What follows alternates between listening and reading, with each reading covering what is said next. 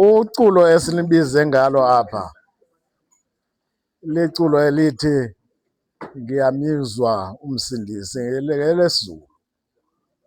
Limamele la magama elaa culo, kuba akho mntu unyanzeleyo nizizele apha. Sincedisile ukunazisa into yoba uthetha ntoni na ubulungu becawe, noba kuthetha ntoni na ukuza kwenu nizokwamkela obu bulungu.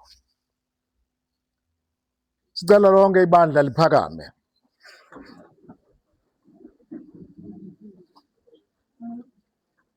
Wathi uYesu, thabathani ijoko yam niyithwale nifunde kum, ngokuba ndinobulali ndithobekile ngentliziyo.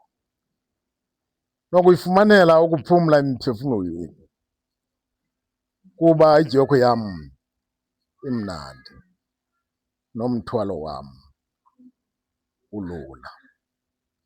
Ukuba kokuthanda ukundilandela, makazincwame ngokwakhe, awuthwale umnqamlezo wakhe, andilandele. Mna ndingumalusi olungileyo, ndiyazazi ezam, nezam ziyandazi. Ezam izimvu ziyaliva ilizwi lam, zindilandele. Ukuba niyathanda, yigcineni imithetho yam. Osukuba kwenza ukuthanda kukaThixo osemazulwini, yena lowo ungumzalwane nodade wethu. Nizizihlobo zam nina, ukuba nithe niyenze imiyalelo andiyalele yona uThixo.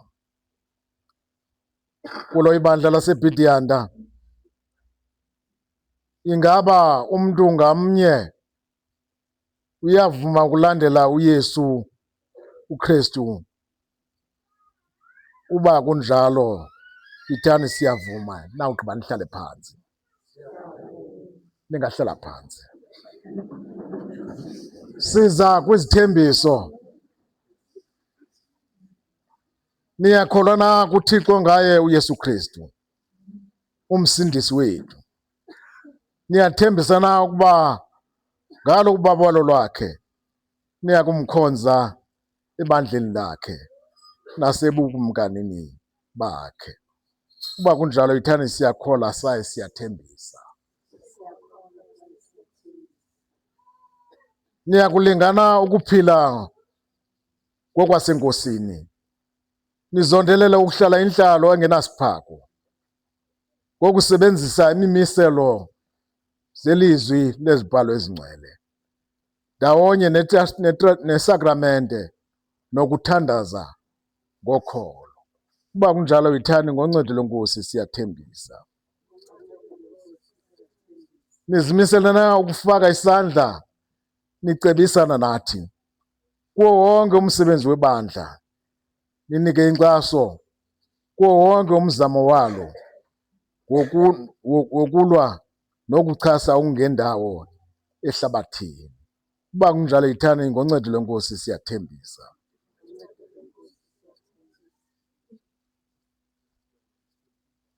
Njengoba nithembisile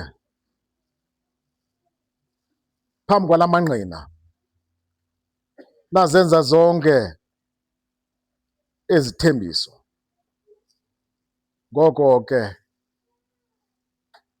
siyaniyala sileli bandla, sisithi siyakuxhasana nani, sinithandazisa. Sithi apho umntu anetalente khona, ayisebenzisele uzuko lukaThixo. Ithi iNkosi, hambani ke nani niye esidiliyeni. Umsebenzi weNkosi mninzi. njengoba nilangizelele ukuba nimanywe nalo elibandla ebudleleleni nasekubhidesheni uThixo egameni lelibandla elihlangene apha nasegameni likaKristu egameni lomoya oyingcwele sinamkela ebudlelaneni nakwizithembiso nezenzileyo zalo eli bandla ningena kulo. Wanga uThixo angaphakamisa ubuso bakhe kuni, wanga uThixo anganipha amandla, wanga uThixo anganomeleza, wanga uThixo anganibamba ngesandla, wanga uThixo angabutyhila ubuso bakhe kuni abe lilitha nawufikelwa bubumnyama. Masithandaze. Bawona amandla onke, siyabulelwa ngaba bazalwane nabadade othe namhlanje wabamisa phambi kwalo elibandla. Siyavuyisana nabo, sibathandazela. Bazalise ngomoya oyingcwele, ubanike ubomi obugqibeleleyo. Siyazi izipho zezakho, siyazi nobuninzi bazo. Yazisa Thixo ingcwele omnye ngamnye kwaba bazalwane ukuze bawoyingcwele bawenze umsebenzi wakho, bengenantloni ngawe bawenze umsebenzi wakho ngokuzaliswa umoya oyingcwele. Bezukisa igama lakho ngawo onke amaxesha. Siyakucela Thixo ingcwele, yiba nathi, ube nabazalwane, ube nalo elibandla ngoKristu Nkosi yethu.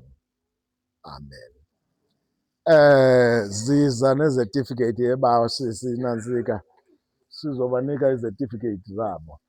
Wonke sizazibhala ke ezi certificate, ningabi nazo.